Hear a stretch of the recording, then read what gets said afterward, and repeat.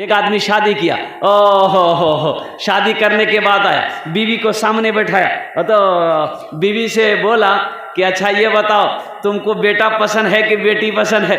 तो बीवी बोली कि ये तो अल्लाह की खेती है, अल्लाह बेटा दे दे या अल्लाह बेटी दे दे। बोला नहीं, ये बात सही है, लेकिन मैं हमसे पूछो हमको क्या पसंद है। तो बीवी बोली कि बोलिए आपको क्या पसंद? बोला कुछ हो, हमको बेटा चाहिए। बोला इसमें हम क्या करेंगे? बोला नहीं, मेहनत तुम भी करो। बोले इसमें मेहनत की क्या बात है भाई? भाई बेटा बेटी का मालिक तो अल्लाह है भाई, अल्लाह ने देखा, अल्लाह ने देखा, औलाद देने का मालिक अल्लाह है। वक्त गुजरता रहा, हमल से रुकी बेचारी, हमल से ठहरी। और जब बच्चे की विलादत का वक्त जब करीब आया, दाई लोग घर में आई तो दाई लोगों से भी बोलता है कि तुम लोग भी कोशिश करना, बस खाली मुन्ना हो जाए।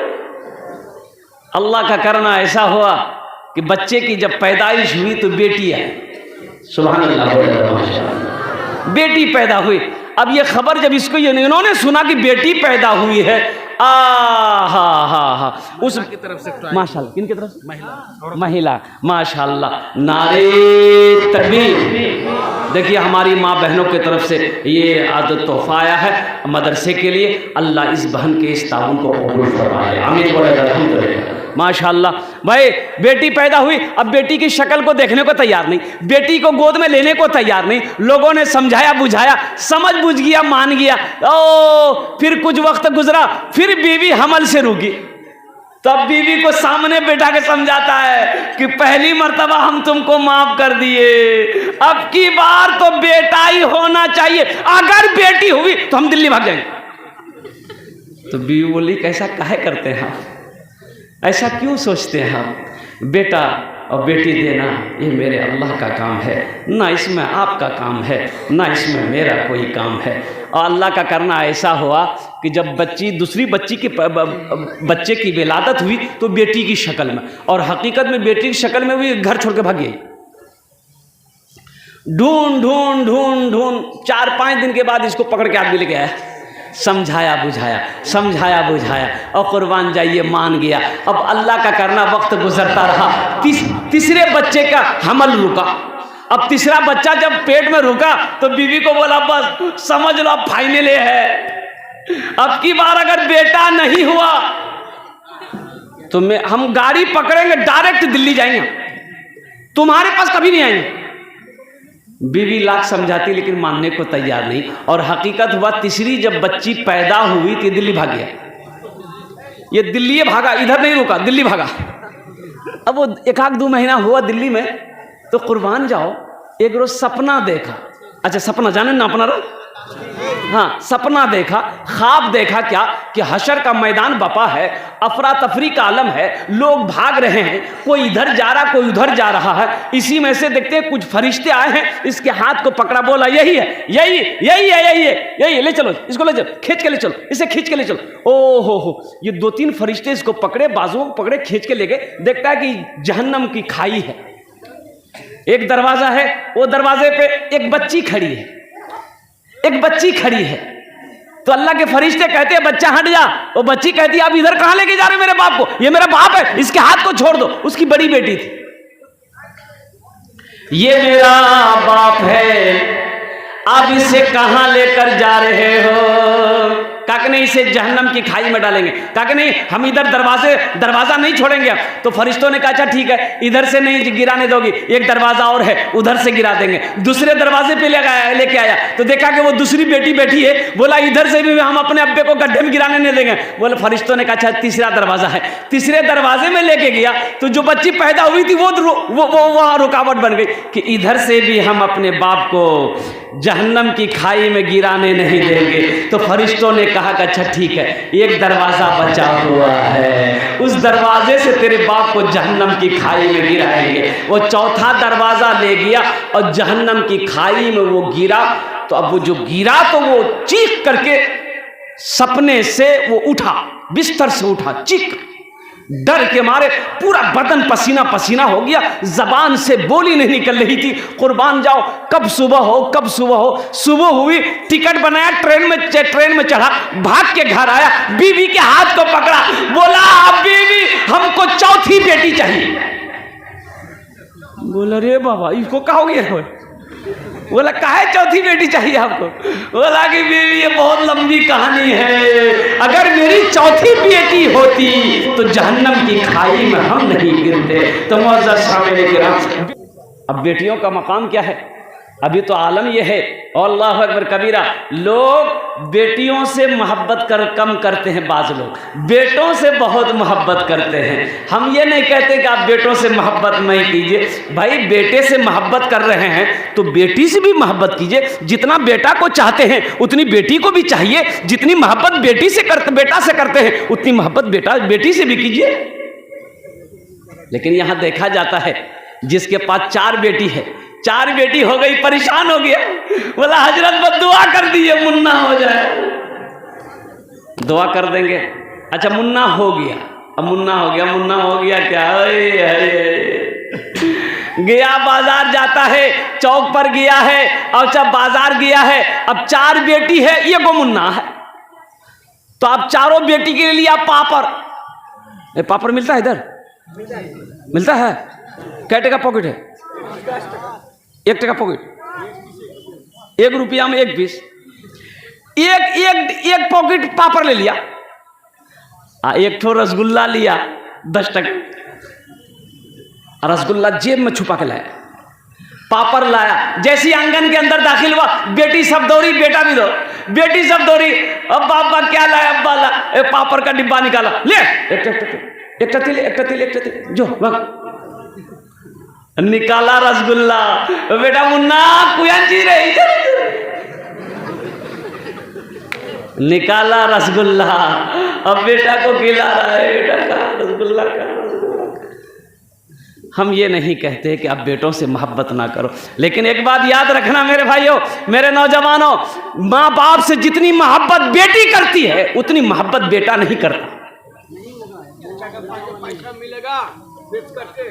उतनी मोहब्बत बेटा नहीं कर सकता जितनी मोहब्बत बेटी अपनी माँ से करती है, अपने बाप से करती है। बेटी की शादी हो गई, 100 किलोमीटर दूर में है बेटी 100 किलोमीटर दूर में है, उसे अगर पता चल जाए, सिर्फ पता चल जाए कि मेरा बाप बीमार है, तो खाना छूट गया, रात का खाना हराम है, रोते रोते परेशान है, शोहर पूछता है अरे क्या हुआ, क्यों रो रही हो?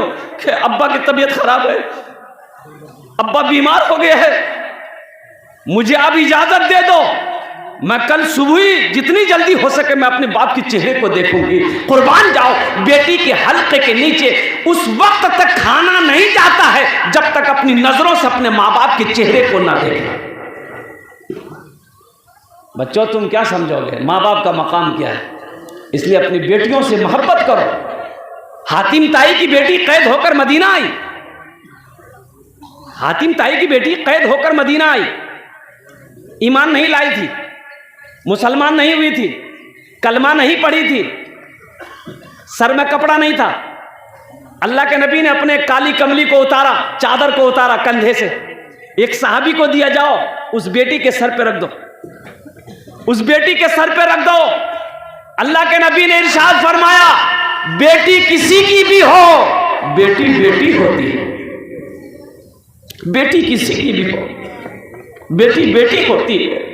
कुर्बान जाओ मेरे भाइयों, इसलिए अपनी बेटियों से मोहब्बत करो। जितना मकाम, जितनी इज्जत आप अपने बेटों को देते हो, अपनी बेटियों को भी दिया करो। तारीख़ इस्लाम गवाह है, जब मजहब इस्लाम का जब आगाज़ हुआ, अल्लाह अकबर कबीरा, औरतों का मकाम वैसा नहीं था जो मकाम मजहब इस्लाम ने दिया है। अय्याम जाहिलियत में औरतों का क्या मकाम था?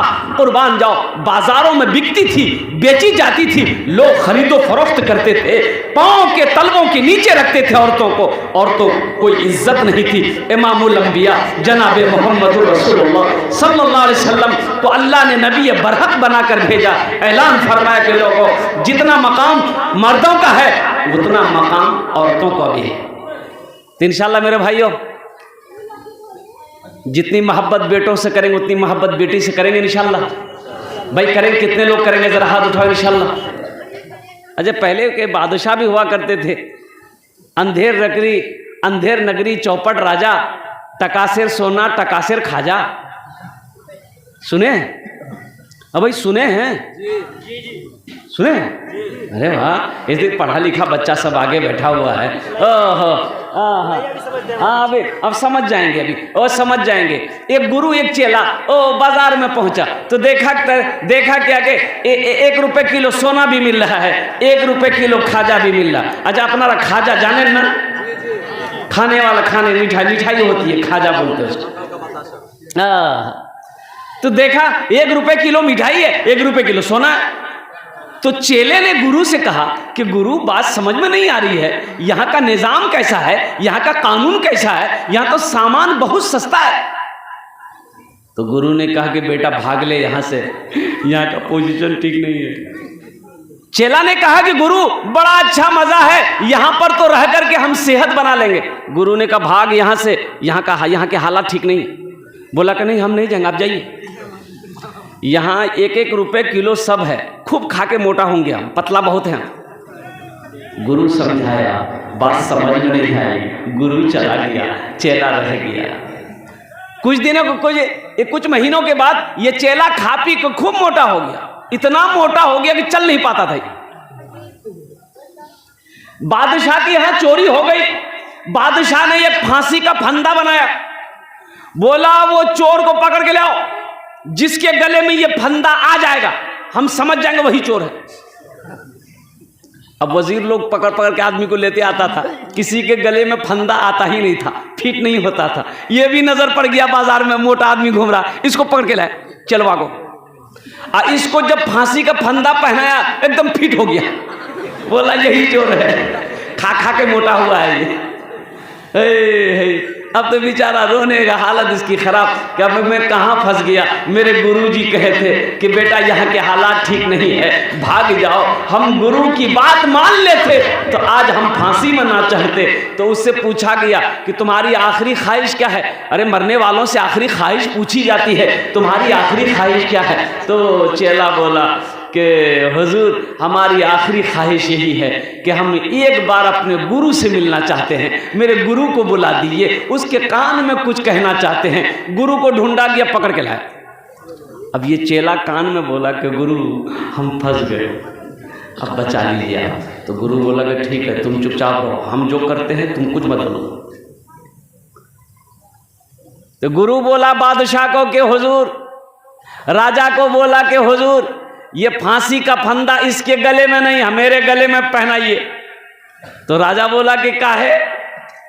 तो गुरु बोला कि हमने जंतरी देख लिया है, मंत्र देखा है, इसमें लिखा है कि आज जो मरेगा वो स्वर्ग में जाएगा। कहाँ जाएगा बोलो भाई? वो जन्नत में जाएगा। आज जो मरेगा वो जन्नत में जाएगा। तो राजा बोला कि बाप सही में? बोला एकदम सही, आज जो मरेगा जन्नत में जाएगा, इसलिए हमको पहना दिए फांसी, मेरा चेला को छोड़ दिए, हम जन्नत में जाना चाहते हैं। तो राजा बोला कि तो फिर तुम काहे जन्नत में जाओगे, ये फांसी हम ही काहे पहन लेंगे। भाई जन्नत में हर आदमी जाना चाहता है। अब वो राजा जन्नत में गया कि नहीं गया है, दिल जम्मी के साथ, इत्मीनान और सुकून के साथ आप यहाँ पर तशरीफ रखें इंशाल्लाह। नाते पाक के हुक्म हुआ है, भोजपुरी का भी हुक्म हुआ है। बच्चा नाते पाक के चंद अशार आपकी समातों के हवाले हैं, इंशाल्लाह सुनेंगे। एक मरतबा हाथ उठा कर सुभान अल्लाह का बोले तो जलवा फरमा है मेरे मुस्तफ़ा मदीने में, जलवा फरमा है मेरे मुस्तफ़ा मदीने में, जलवा फरमा है मेरे मुस्तफ़ा मदीने में, जलवा फरमा है मेरे, जलवा फरमा है मेरे मुस्तफ़ा मदीने में, मुस्तफ़ा मदीने में, आमीना का रहता है लाडला मदीने में आमिना का रहता है, लाडला मदीने